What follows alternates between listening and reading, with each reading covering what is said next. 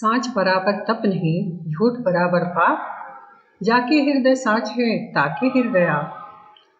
जिसका अर्थ है सत्य ही वह तपस्या है जिसके बल पर अपने आप में भगवान और सभी प्रकार की सफलता को पाया जा सकता है। एक उदाहरण से इसे समझ सकते हैं कि एक बालक था।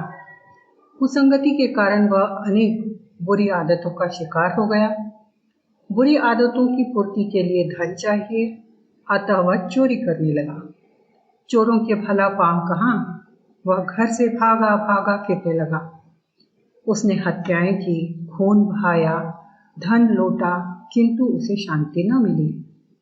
इस नरकपूर्ण जीवन से छुट्टी पाने के लिए वह परेशान हो उठा और बेचारा तंग होकर एक साधु की शरण में पहुंचा। साधु ने कहा, भले मानुस, तुझे क्या कष्ट है? वह बोला, मैं इतने पापों और बुरी आदतों में फंस गया हूँ कि अब अपने जीवन से निराश हो गया हूँ। साधु ने कहा, एक उपाय है, तुम अन्य सब प्रकार के पाप चाहे करते रहो, केवल झूठ बोलना छोड़ दो और हमेशा सत्य बोला करो। उस बालक ने साधु की बात मान ली। अगले दिन वह चोरी करने जा रहा था कि रास्ते में उसका एक परिचित मिल गया और वे पूछने लगे, कहाँ चले? अब भला वह क्या उत्तर देता? झूठ बोलता? चुप ही रहा और वापस चला गया। इस प्रकार सत्य बोलने का निश्चय करने से धीरे धीरे उसके सभी पाप और बुरी आदतें छूट गई।